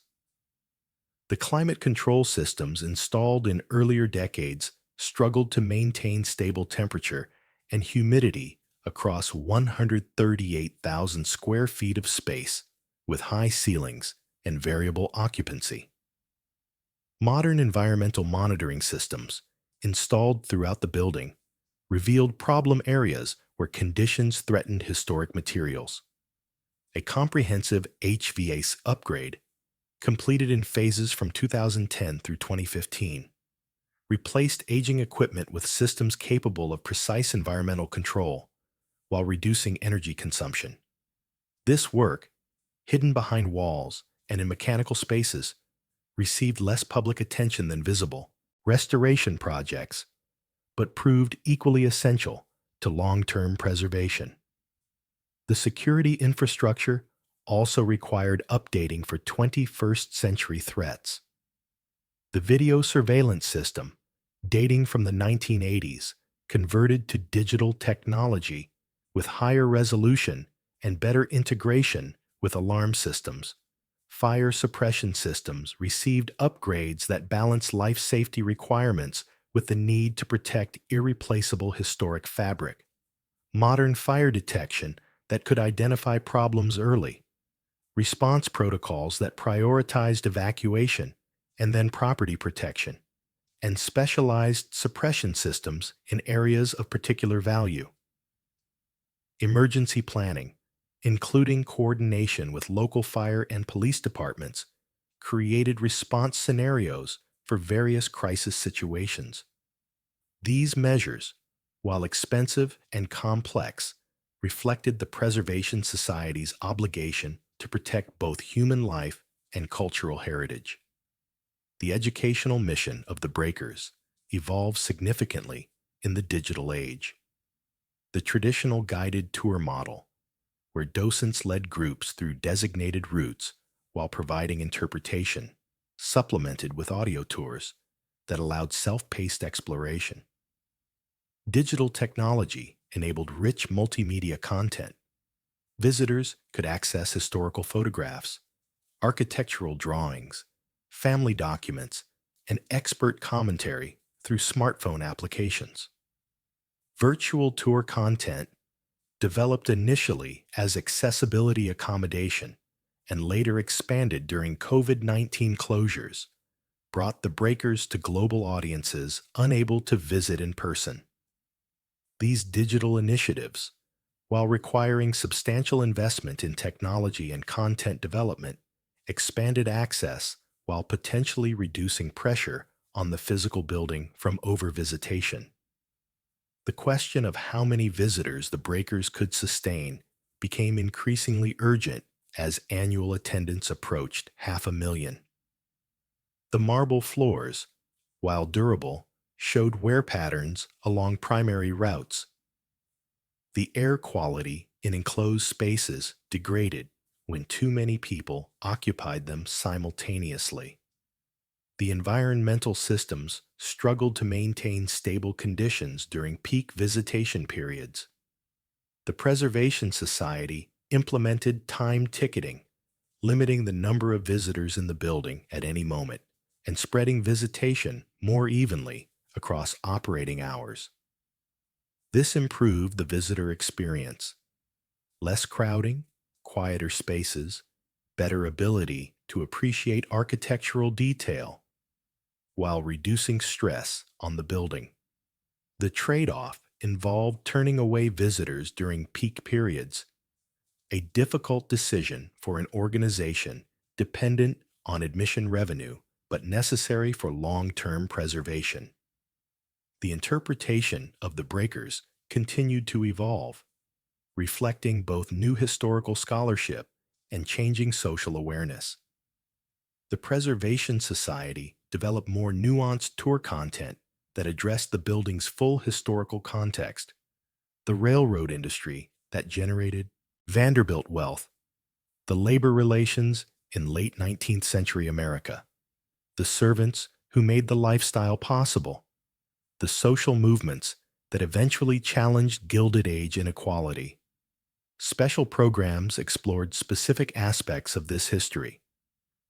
Beneath the surface, tours focused on service areas and staff life. The Builders programs examined the craftsman and construction process. Gilded Age economics presentations analyzed the financial systems that concentrated such wealth. These varied approaches recognized that different visitors brought different interests, and that comprehensive interpretation required multiple perspectives. The role of the breakers in popular culture expanded through the 21st century. The building appeared in films and television series set in the Gilded Age, providing an authentic setting that production designers could not replicate through sets or CGI. Television shows, including The Gilded Age and various documentary series filmed at the mansion, bringing international attention and introducing the building to audiences who might never visit Newport. These media appearances, carefully managed by the Preservation Society to prevent damage during filming, provided both publicity and revenue while raising questions about whether such contemporary use compromised historical authenticity. The Society balanced these concerns by allowing filming only under strict conditions and ensuring that interpretive content remained primary to commercial exploitation. The question of the breaker's ultimate meaning, what it represented and why it mattered, generated ongoing reflection among historians, preservationists, and the public. Some visitors saw the building primarily as an architectural masterpiece, a testament to Hunt's genius and the craftsman's skill, worthy of preservation regardless of its social origins. Others viewed it as an important historical document, evidence of both the achievements and inequalities of the Gilded Age that demanded preservation to enable continued study and reflection. Still others appreciated it as a cautionary tale about the limits of material accumulation, a monument that survived its builders and the world they represented. These varied interpretations could coexist because the building itself was rich enough, complex enough, and significant enough to support multiple readings. The Preservation Society's own institutional reflection on its mission evolved over decades. Early preservation efforts focused narrowly on architectural merit and threatened loss, saving buildings simply because they were old and beautiful. Later approaches incorporated broader social history, recognizing that historic places carried multiple stories beyond their aesthetics.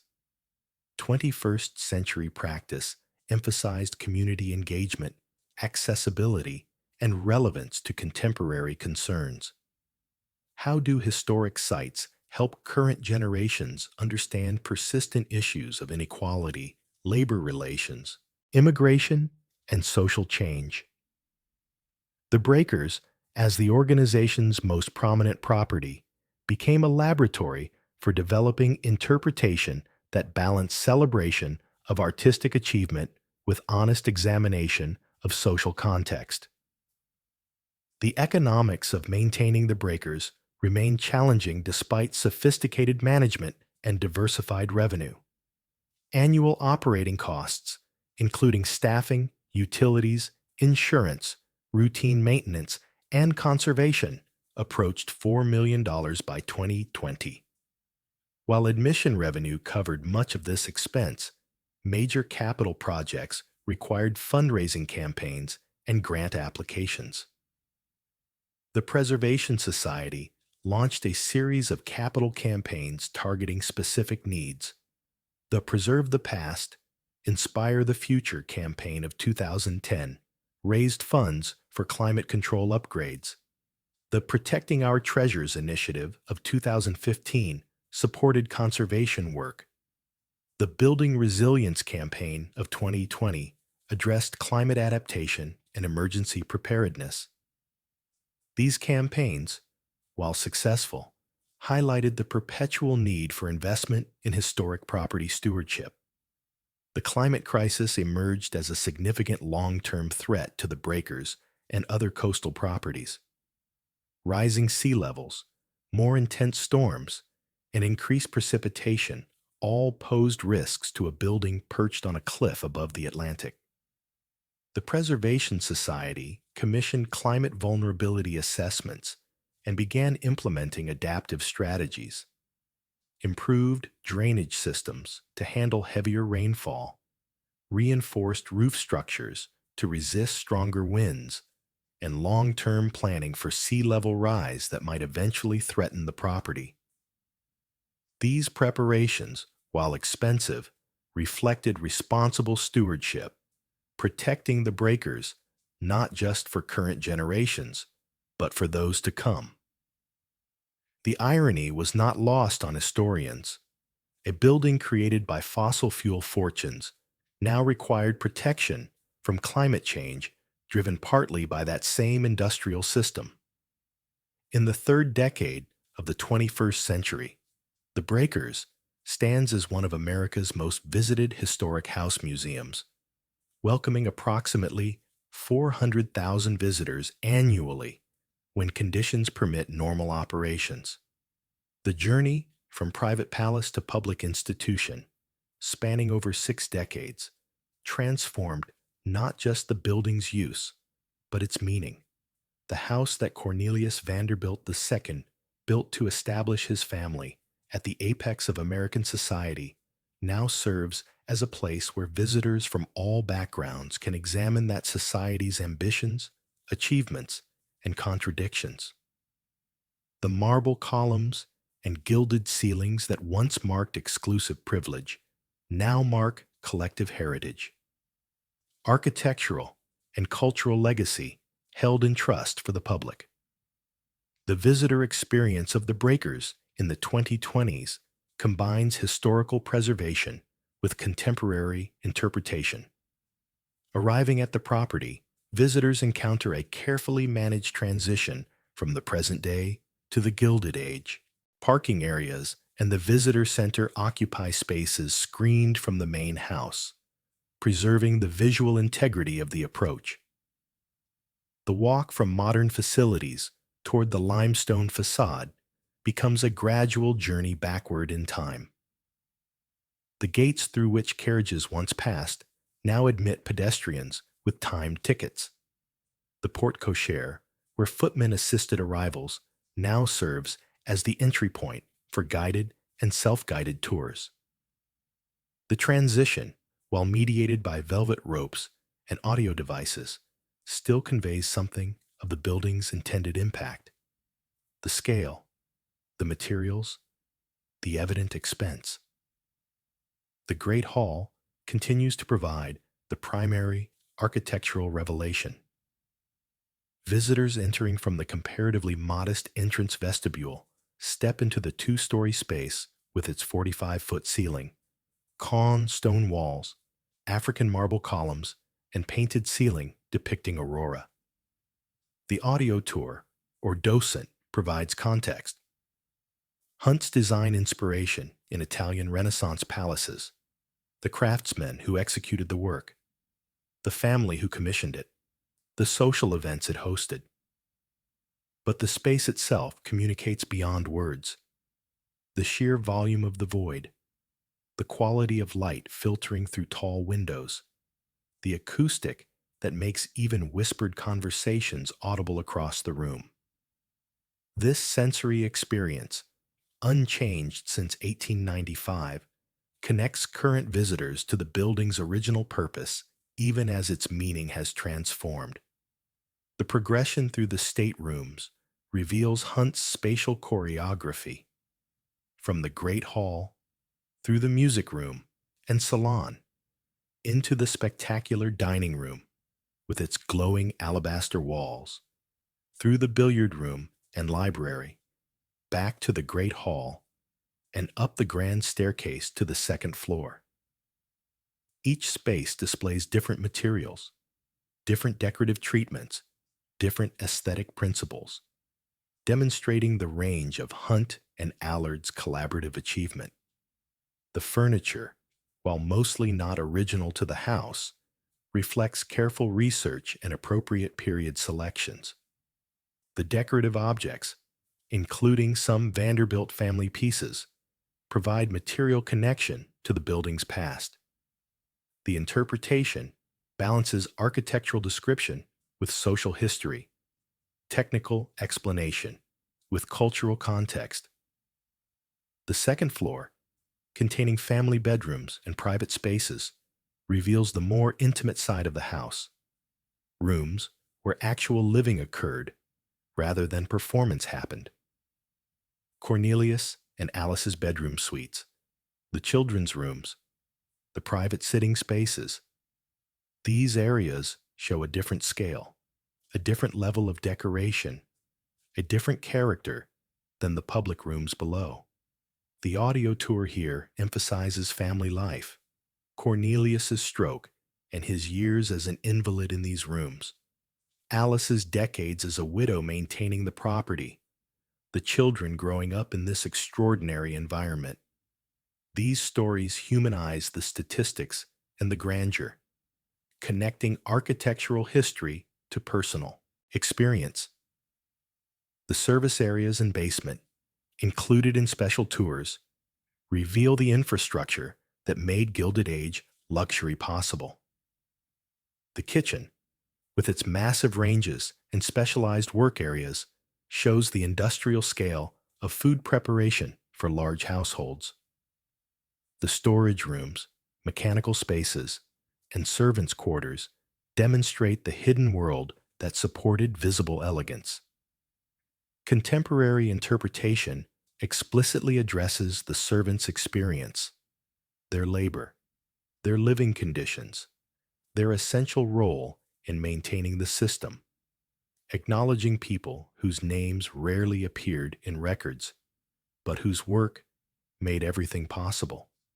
This attention to servants' history reflects current museum practice that seeks to tell comprehensive stories rather than only those of wealthy owners. The grounds provide essential context and relief from the architectural intensity of the interior. Visitors can walk the terraces, view the Atlantic from the cliff edge, and experience the landscape setting that shaped the property's design. The gardens, while simplified from their Gilded Age peak, maintain the formal character appropriate to the building. The views from the grounds back toward the house reveal Hunt's exterior design, the symmetrical composition, the classical details, the relationship between the building and its site. This exterior perspective helps visitors understand the breakers as architecture, not just interior decoration, but a composed three-dimensional structure in dialogue with its landscape. The question of what the breakers means in the third decade of the 21st century admits no single answer. For some visitors, the building represents primarily aesthetic achievement, a testament to craftsmanship, design, and the possibilities of architecture as art. For others, it serves as historical evidence, documenting an important period in American development when industrial capitalism created unprecedented wealth concentration. For still others, it functions as a moral lesson about the dangers of inequality and the ultimate futility of attempting to build monuments to permanence. All these interpretations carry validity. The building is capacious enough to accommodate them all. The preservation of the breakers required continuous negotiation between competing values and practical constraints, maintaining historical authenticity while meeting modern building codes and accessibility standards, generating sufficient revenue to fund conservation while limiting visitation enough to prevent damage, telling honest history while avoiding either celebration of inequality or dismissal of artistic achievement, operating as a non-profit educational institution while competing in a commercial tourism market. These tensions never disappear. They require constant management through thoughtful policy, careful planning, and institutional humility about the limits of any single approach. The broader significance of the breakers extends beyond the building itself to questions about cultural memory and collective heritage. Why do societies choose to preserve certain structures while allowing others to disappear? What does preservation signify? Celebration? Documentation? Warning? How do preserved buildings shape understanding of the past, and what responsibilities accompany that shaping power? The Breakers raises these questions concretely.